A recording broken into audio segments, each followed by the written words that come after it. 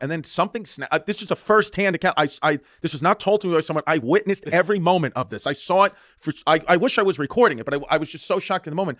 She, he's still yelling, and she finally goes, sure, sir, shut the fuck up. I swear to God. She goes, sir, shut the fuck up and sit down. I'm exhausted. Just come home. Yeah, come home.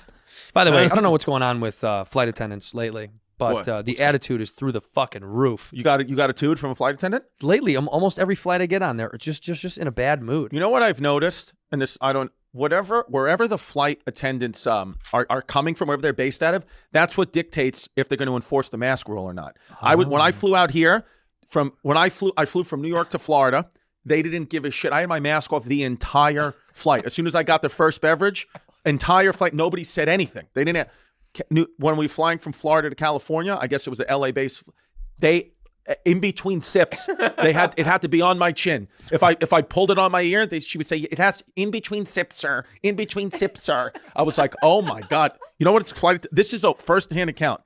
About 3-4 months ago, I forgot where I was flying from. I've never seen this. I was flying first class, and New York to Boston, and no, I was flying first class, short flight, New York to Philly, and they take your jackets, right? Yeah. They take your jackets and hang them up, whatever, polite stuff. So we're landing or whatever, and the woman flight attendant, she goes, gives the guy his jacket back, and he goes, "There's a crease in this." Like he was being such a dick. He was like, "There's a crease in this." He goes, "What the fuck did you do to my jacket?" And she was like, "Sir," she was like, I folded it up. She was like, "I'm sorry, we're going to be landing soon. If you'd like to make a report or whatever, being like so professional." And I was like, well, at first I wasn't listening to the beginning, but then I took my headphones out because like, this is getting like pretty heated. And then the guy goes, "I can't believe I fly this airline all the time. Look, you crease my jacket." Kept going on, and then something snapped. This is a first-hand account. This was not told to me by someone. I witnessed every moment of this. I saw it. I wish I was recording it, but I was just so shocked in the moment. She, he's still yelling, and she finally goes, "Sure, sir, shut the fuck up." I swear to God. She goes, "Sir, shut the fuck up and sit down." She goes, and then the other flight attendant came and like tried to get in, was like, all right. And then she went and sat like in her bucket seat because I had the angle, like when you're sitting in first class, something you could see them. Yeah. I could see her sitting in the bucket seat, and she's like, "This fucking scumbag," like she was going off. And then he walked out, like he zoomed past her, and she ice grilled him the whole way. Like she was not like, "I'm sorry," like she didn't come to her senses. Good for her though. She was like, "You shut the fuck up and stay seated, sir." Good for her. And I was like, fuck that dude. Yeah, and it was almost to the point where I swear to God, like the people around us, we almost like started clapping for the flight because he was being such a dick. Yeah. Well, sometimes they are, but that's my thing is I'm always so polite and nice, but sometimes you catch an attitude from them. Yeah. Like I was nice on the flight to St. Louis, and American has stopped doing like certain food services now, because of all this bullshit. But the woman, I know, she gets a coffee. Yeah. And then I politely said, "Is there a meal service on this flight?" Because I didn't know if there was. I'm genuinely asking. She goes, "I'll get it to you after I serve everyone a drink." And I was like, "No, I was just asking. I didn't know if there was one." She goes, "Yes, there is. Can I do all the drinks?" And I was like, "Okay, you fucking bitch." Yeah, I was being so nice. And then I think the thing is like they've dealt with so much bullshit. It's not like it used to be. Years ago, they were all in such a good mood. I know. Because their money was probably better. Their hours weren't as insane. Now they're overworked and underpaid. So they're like, fuck you. Here's your jacket, you fucking piece of shit. That's what the head should have. You know Ed DeBevick's? Do you know what that is? No. It was a restaurant in Chicago where they were mean to you. Bring up Ed DeBevick's. Part of the service was they were an asshole to you. That's fun. That's fun. They go, "Here's your steak, fat ass," and they walk away. My dad used to be like, "You should get a job at DeBevick's. Should be perfect for it." But that's the deal. You're supposed to be a bully. A lot of like Second City people and stuff like that work there, improv kids. Why'd they close it down? I guess you can in this climate, right? It's kind of hard. You throw a couple racial slurs, you get sued. Like, whoa. Upstart, hey, a lot. Dick's last flight. I'm doing airline, Dick's airline. Oh, dude, yeah, I'm like a whatever. I'm like a pothole? What? If you fly JetBlue is the only one giving like full service meals like it was in 2019. Everybody else, I flew Delta out here, and the lady sitting, dude, The lady sitting next to me in Delta, this was pretty funny too. The flight attendant was nice about it, but the woman goes, whatever, says the choices of the breakfast. And she goes, do you have anything with green? Like, I'm looking for something with green. And the flight attendant was like, all our food is in a box. You want a salad, bitch? Wait till you land. Yeah, okay? It's all our food is in a box. And then when I was flying from New York to Tampa here, I sat next to a pilot. You know, like sometimes pilots. Yeah. And I swear to God, we were like an hour and a half into the flight, and he's like looking out the window, and like I saw him like looking, and he goes, this plane don't sound good. And I was like, really? Like he was like, I think it's going to be fine, but it don't sound good. And I was like, well, I swear to God. And I was like, really? And then I asked him, we kind of struck up a conversation for literally 2 minutes, but I asked him, because this was the flight to Tampa, nobody was wearing a mask. I said, do you guys wear masks in the cockpit? He goes, I ain't never wore a mask once in the cockpit. Yeah, why would he though? Yeah, It's just him and one other guy. Yeah, they take it right off immediately. Well, here's the irony about the mask thing, and I don't want to get too deep into that because who cares, but it's weird that they're like, you wear a mask when you're sitting still, just breathing usually out your nose, you know? Yeah. Which is like, I mean, you know, how much So is coming dumb. out?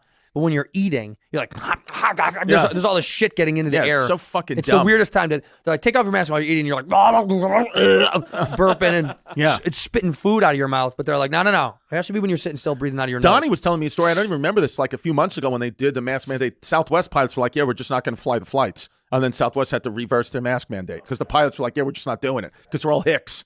Well, yeah, but I mean, Southwest, Southwest. Dude, Southwest, honestly, man. The bus in the sky. Every time I've flown Southwest, it's a great experience. The Wi-Fi's fantastic. I get mad leg room. Everything's good. Always good with Southwest. Spirit Airlines is fucking piece of shit. I've never flown it once.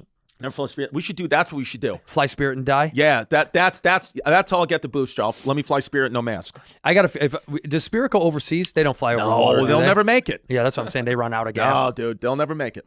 Does Spirit go overseas? Spirit Airlines, 47 domestic and 28 international destinations in 18 countries. Get the fuck countries. out of here. Hey, let's go to Aruba, Colombia, Costa Rica, Dominican Republic, Ecuador, El Salvador, Guatemala. They go to all his countries. Any Central or South America airlines, whenever you go to LAX and you go past the terminal, you can tell that they make them bring their own tape in case something falls apart. Yeah. That's like, I was watching the thing. You ever seen like airline disasters or some shit? You know that show like Worst Air? Yeah. I was watching once about like Korean Air, and like in Korea, you cannot, if you are, the whatever assistant pilot, what are they called? What's the main co-pilot? If you're the co-pilot, you cannot ever direct your superior ever.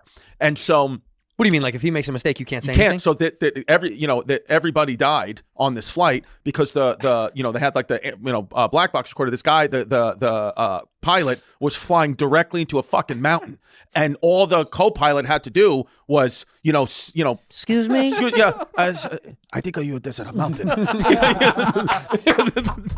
That's all he had to do. Mountain.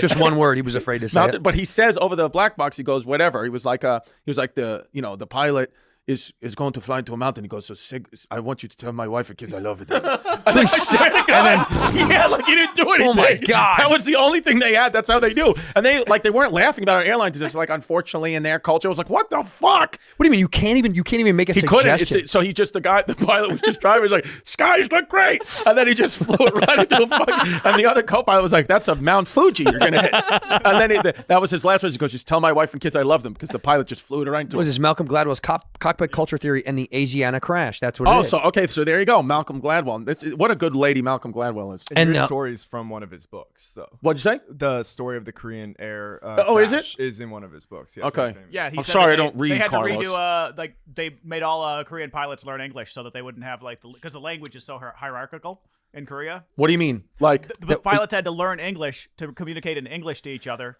Wow. Because of the hierarchy of the Korean language, wouldn't allow them to talk to their superiors, but English is just you. He doesn't know what hierarchy means. You got that. That's the problem. Patriarchy? Yeah. There's only one. Yeah. There's only one archy over here, baby. Hey, Patriarchy. I'm Arky Bunker. Yeah, no, they had to learn English because they had an ability to speak to each other at a similar. It's crazy, dude. If you look at other cultures, if I was meeting my girl's father, in America, you have to look them in their eye, or it's disrespectful. In Asian culture, you look them in their eye, it's disrespectful. So it's like, you don't know if you meet if you had a Korean wife and you looked her father in the eye, he'd be like, this guy's a fucking piece of shit. Where are you supposed to look? In their chest? I don't think you're supposed to keep your head down. It's like a culture thing. You have to keep your head down. Where are you supposed to look? You can't look at these guys in the eye. That's very disrespectful in the Asian culture. See, Americans, if you shake someone's hand and you don't look them in the eye, it's a fuck you. That's like really? that's like fuck you. Yeah. That's what that is. You don't look them in the eyeball? That's nuts. 10 places where eye contact is not recommended. Yeah. Do not. In the bedroom. Prison. China, not recommended. Yeah, well, I'll look them all in the face and say, you did this to me. Yeah. Also in China, what is being that? Muslim, not recommended. In China, look at that. In China, people make eye contact when they're angry. It's meant to challenge the other person as a sign of disrespect. Yeah. See? It's a big thing. Japan, Not recommended. Iran, sometimes. sometimes. Depends. If you're looking at, Saddam Hussein or somebody, look them in the eyes. Vietnam. Eye contact is an accompaniment to many conversations when the participants are friends or family. Got it. Strangers, you don't look in the fucking eye. However, eye contact is never appropriate for the opposite gender. You don't look abroad in the eyeballs. You look at the tits. Yeah. My eyes are right here. Yeah. That's Saudi Arabia. Is that what that said? Where was that? That was Iran? That was Iran. Iran, yeah. Iran, not Iran. Dude. Iran. They correct you all the time here in LA. Because everybody here, they're all from fucking Iran. And Iran is the right way or Iran? Iran is Iran how is they'll the right make way. you. Because here in LA, we have a lot of Iranians. Right. And they'll tell you Iran, not Iran. Iran. I just go old school. I just say Persia for Persian. Yeah. Yeah. yeah. They all say Persians. You know Yeah, that, you're they call Persian. themselves Persian. Yeah, because You know why they say that? Why? Well, because the connotation of Iran, because of what happened with the war. People war. people like, oh, you're from Iraq? They're like, Iran, like, same to me, pal. Yeah. Vietnam, not recommended. Well, I'm not looking at her teeth. Where else am I going to look? Who was that, Stavros? Jesus Christ. In Vietnam, eye contact is a way of showing interest in the opposite gender. Right. Yeah, Right. that's everywhere around That's the what fucking started world. the whole Why was Vietnamese that war. the Somebody photo? just looked somebody Yeah. in the eye. Why was that the photo? Why is this the